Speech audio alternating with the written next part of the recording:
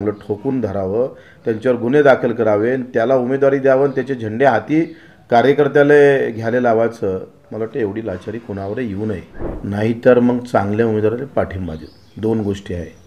मोदीजीनं अबकी बार 400 के पार म्हटलं आहे, त्याच्यानं 300च पाहिजे. मोदीजीचं सरकार याले त्यांना एक अमरावतीची सीट गेली तरी चालेल ना. स्वाभिमान टिकून ठेवा. आणि निवडून आले का घरात येऊन मारणार, हे बरं आहे. म्हणजे मुंह में राम और बगल में सुरुई. बस नाही, भाजपवाले पण म्हणत होते सगळा जिल्हा तिकडे गेला आहे का, यांना तिकीट देऊ नका. मला याचं कौतुक वाटते आणि थोडं दुःखही वाटतं का ज्या राणानं भाजपचं कार्यालय तोडफोड करून भाजपच्या कार्यकर्त्यांना कानपडीत मारलं, पालकमंत्रीने तो बालकमंत्री आहे असं हिणवलं. आता कार्यालय फोडणाऱ्याला चे झेंडे घ्यायला लागतं ना कार्यकर्त्यांना हाती. एवढी लाचारी तुम्ही सांगा. म्हणजे भाजप असा पक्ष आहे दिसतं मला का ज्यानं कार्यालय फोडावं, कार्यकर्त्याला मारावं, चांगलं ठोकून धरावं, त्यांच्यावर गुन्हे दाखल करावे, त्याला उमेदवारी द्यावं, त्याचे झेंडे हाती कार्यकर्त्याला घ्यायला लावायचं. मला वाटतं एवढी लाचारी कोणावर येऊ नये. कार्यकर्त्यांच्या मनाची किंमत, त्यांच्या स्वाभिमान कुठलाही ठेवल्या गेला नाही. वरिष्ठ नेत्यांनी तो पार धूळ करून पुरा सत्यानाश करून टाकलेला आहे. आमचं तर पांटप्रिय आमची स्वतःची, आम्ही कुठेही जाणार, कुठेही लावणार. पण ज्यांनी भाजप मोठी केली, प्रभू रामचंद्राच्या मंदिरासाठी ज्यांच्यावर गुन्हे दाखल झाले, असे किती एससीमधले लोक आहे, कार्यकर्ते आहे, त्यांना काय भेटले तुम्ही? सामान्य कार्यकर्त्यासाठी पक्ष म्हणून कधी उभा राहणार का? उलट त्याच्यावर लाचारी अशा प्रकारची वेळ यावी हे अतिशय चुकीचं आहे. आणि मला वाटते हे आमच्यासाठीच नाही तर भाजप कार्यकर्त्यासाठी मोठा घात आहे. त्यांच्यासाठी त्यांचा स्वाभिमान सगळा दुखावलेला गेलेला आहे. अजूनही भाजपच्या कार्यकर्त्याचे फोन येत आहे, बच्चू चांगला निर्णय घ्या, आम्ही सोबत राहू.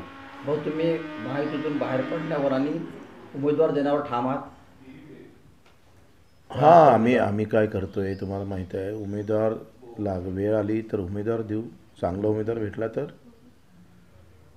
नाहीतर मग चांगल्या उमेदवाराला पाठिंबा देऊ. दोन गोष्टी आहे. इथं संविधानही वाचवायचं आहे, कारण कोर्टात केस चालू असताना उमेदवारी जाहीर होणं, आणि दुसऱ्या इकडे छत्रपतीचा स्वाभिमान आम्हाला जिवंत ठेवायचा आहे. अमरावतीकर याचं निश्चितच भान ठेवणार.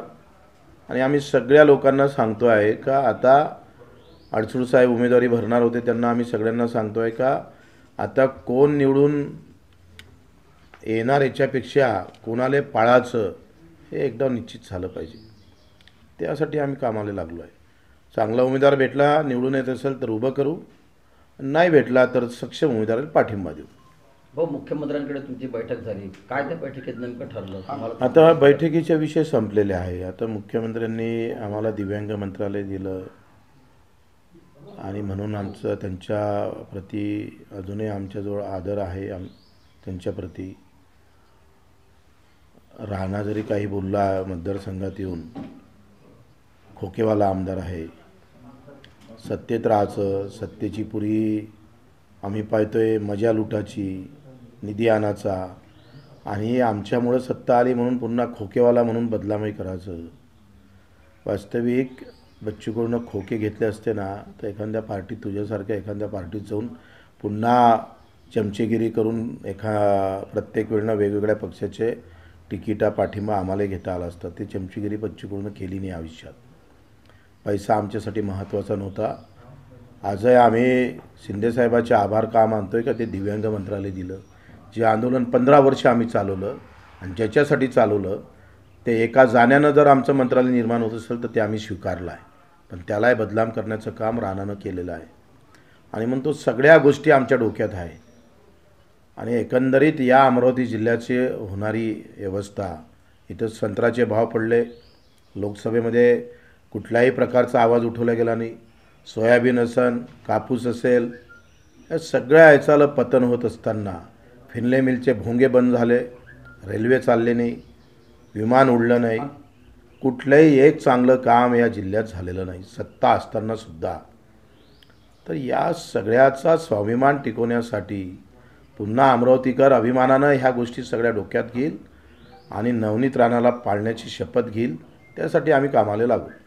हो, नवनीत राणा यांनी असं आवाहन केलं की महायुतीतील जे घटक पक्ष तुम्ही असाल किंवा साहेब असेल, मी त्यांना हात जोडून विनंती करते की व त्यांनी आता मोदीजींना 400 पार करण्यासाठी आणि मला आशीर्वाद द्यावा असं त्यांनी काल सांगितलं. मला वाटते मी त्यांना भाजपच्या कार्यकर्त्यांना विनंती करतो का मोदीजींना अबकी बार 400 के पार म्हटलं आहे, त्याच्यानं 300च पाहिजे. मोदीजीचं सरकार याले त्यांना एक अमरावतीची सीट गेली तरी चालेल ना. स्वाभिमान टिकून ठेवा, दाखवा अमरावतीकर आम्ही अमरावतीकर आहे म्हणून. हा पंजाबराव देशमुखांचा जिल्हा आहे, गाडगेबाबाचा आहे, तुकडोजी महाराजांचा जिल्हा आहे.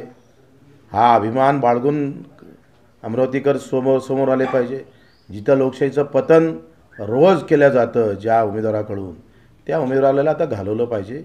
ही खऱ्या अर्थानं अमरावतीकरांनी स्वीकारावं. भाजपच्या चाहत्यांनी पण आता 400च्या वर जर सीटा जात असेल तर एक सीट जाऊ द्या ना. कार्यकर्त्यांनी सुद्धा मला वाटतं या भूमिका घेतल्या पाहिजे आणि एक दमदार पाऊल समोर टाकलं पाहिजे. नवनीत राणांनी म्हटलं की एक आणि घरात येऊन मारायची भाषा करावी.